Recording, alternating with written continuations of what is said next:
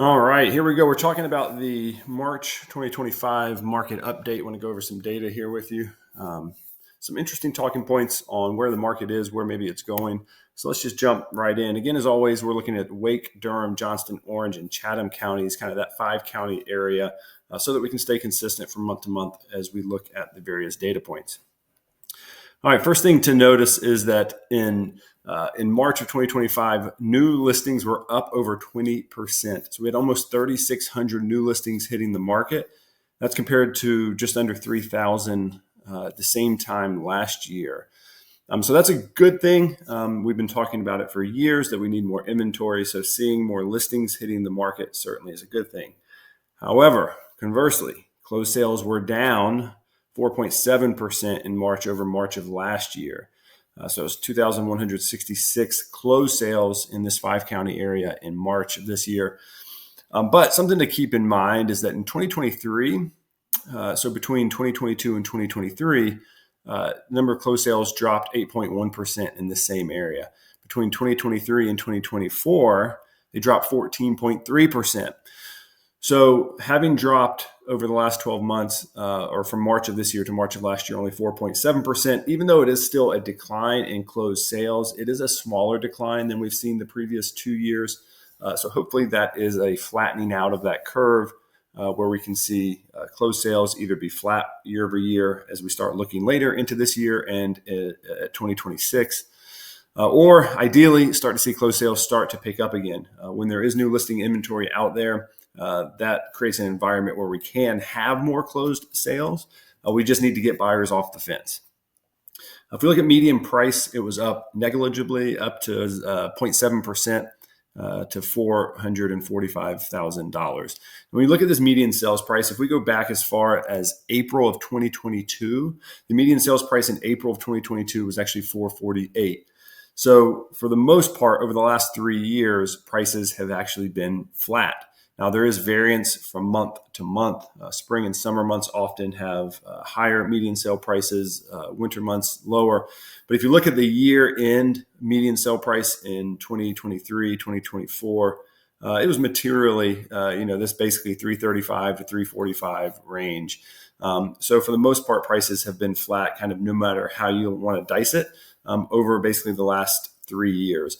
Technically, we did see prices continuing to go up until June of 2022. But again, for conversation purposes, prices have been flat basically for the last 3 years. And then percent of original list price received at 99.1%. Last March, it was 99.9%. Again, I wouldn't give too much weight to that. Just know that there does tend to be a little bit more negotiating room today than we've had in years past. As we look at inventory, as a gross number, so end of month inventory levels were up 45%. So that's a big headline number. That's a number that news stories might put in the headlines because it's an eye-catching number, 45%. But the gross number of 5,800 homes, as we'll see in just a minute, is still very low in the history of what would be kind of a healthy inventory amount. So if new listings continue climbing 20%, then we'll start to get that number back up to kind of more historic norms. But right now we are still have a shortage of inventory. And then month supply of inventory at 2.7 months. Again, think about a healthy, balanced market in that 4 to 6 month range. So we are still statistically what you would consider to be a seller's market. Though if you're taking listings out there right now, you know that it doesn't always feel like a seller's market. We have a lot of mastermind discussions internally with our agents, and we know that there are these sub-markets that are really performing really hot. And then there are a lot more markets that are lukewarm or cold in terms of activity on those listings. So this number is just a one data point, doesn't really tell the whole story. But what I do love to do, as you know, is look back at 2019 and look at that was the last year pre-COVID. So COVID changed a lot of things, maybe temporarily, maybe forever, probably some of both. But it was the most recent kind of quote normal market that we had. So I like to compare where we are to where we were back then. So first number is looking at inventory. That's why I mentioned the inventory levels, even though new listings went up 20% in March over March of last year, the total inventory levels are still lower. We had over 7,500 homes on the market at the end of March in 2019. Month supply of inventory is basically the same as it is today. But again, that's a relationship between buyer activity and inventory. So it doesn't tell the whole story, but just something to note there. And then look at the median price, $287,000. Oh, the good old days. Median price was under $300,000. But what I like to look at here is, had we not seen the COVID spikes that put anywhere between 20 or 30% or more appreciation in a single year, if we had seen just more normal appreciation in our market, which is roughly that 5.5% is the number I like to use as to what would be kind of a normal appreciation, straight line appreciation in our market. What if we applied that to the median price in 2019? Where would we be today? And so that number, if you bring it out to March 2025, you'd be at $395,000. And so you can see here, of course, we're at 445. So if you extrapolate this out 2 more years, so in other words, if we say, okay, in 2026, when we're looking back, if we saw 5.5% appreciation, and then 2027. So by March of 2027, if prices stay flat where they are now, so if I'm doing this video in March of 2027 and I say, hey, median prices are 445, that is where we would have been had we never seen the COVID spike and just had kind of a straight line 5.5% appreciation along the way. Now, I realize for those of you economic nerds out there, in real life, you don't see just straight line appreciation at 5.5%. It's never that perfect, but that represents a pretty confident or standard number, typical number for our market here in the Triangle that we could see kind of through normal, balanced, healthy markets. So the point of saying all that is that what we need, if you go back and watch the videos that I did in the fall of 2022, I was saying we need prices to stay flat. And we've mostly gotten that. So that's a good thing.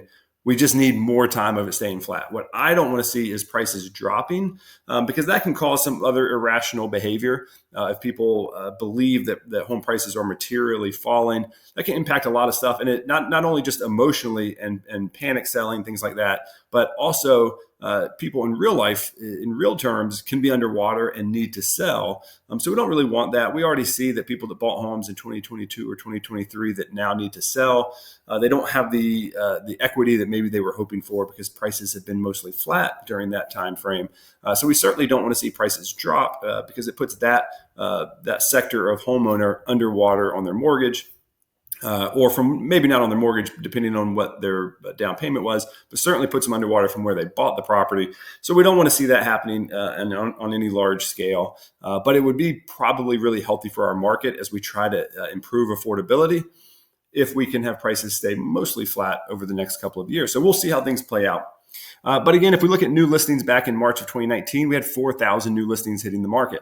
Again, just under 3,600 this month. So even though we're stoked to see a 20% increase in new listings, that's great, getting more inventory out there. Still, it was below where we were in 2019. Now, one of the most painful things, so for the agents out there watching this, you close sales is what we do for a living. And so closed sales is still down. So we looked at this year, March of 2025, we're at 2,166. And March of 2019, there was just under 2,900. So that's 700 transactions missing from the market today that we had 6 years ago. And of course, we know our population is larger today. And so you would think that there would be more transactions to be had. So again, we're kind of in this weird situation where we're not seeing the churn in the market that we normally would. And a lot of that, maybe most of that, has to do with interest rates, with mortgage rates. So let's just jump into a couple more things and we'll wrap it up for this month. I'd like to just show you the kind of trajectory of the trend line of where inventory levels are. This is normal. This is what we want to see.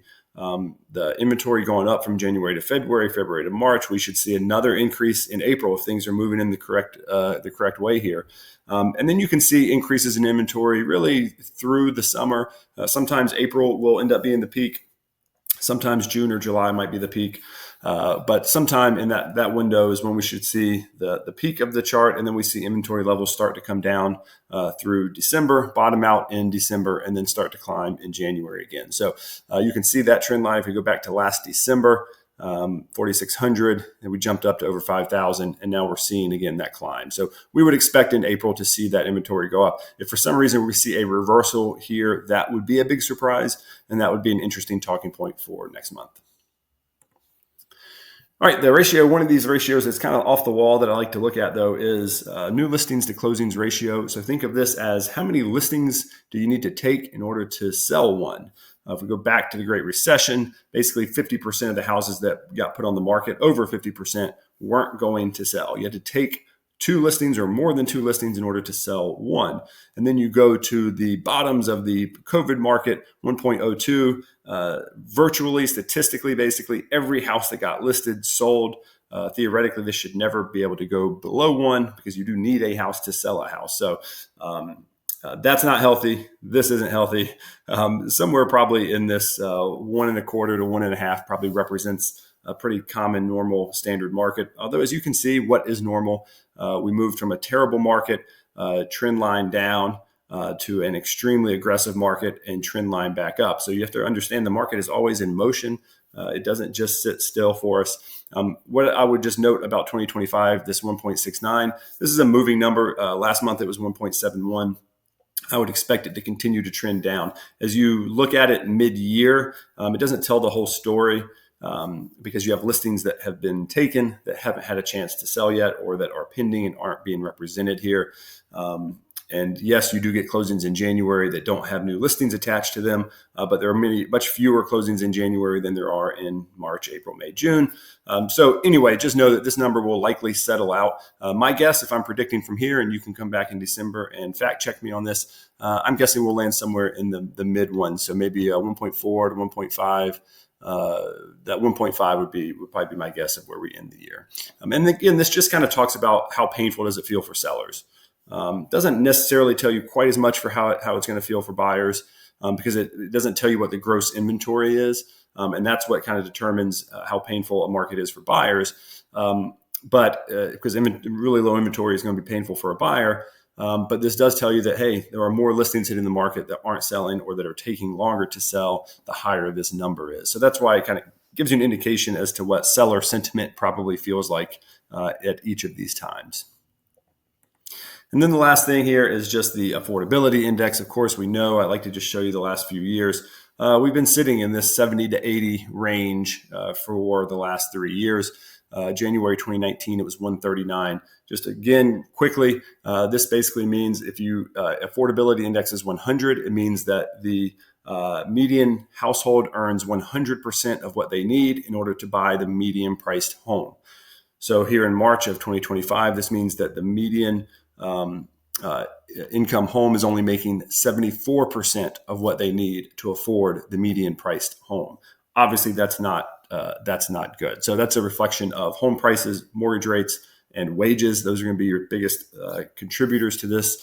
So we need wages to continue to go up. We need mortgage rates to come down, and we need home prices to either stay moderated or, again, coming down creates kind of another set of unintended consequences. So I would say for most of us, we actually don't really want home prices to come down, but for them to stay moderated for the next couple of years would not be the worst thing, especially if wages continue to increase and interest rates eventually can settle in below 6%. So we'll continue to watch this, but as always, this is the one number that if we see this start climbing back closer to 100, in the 80s or 90s, you'll see a market that has finally been freed up. So that's all I got for you this month, March 2025. Go out and make it a great month and a great year.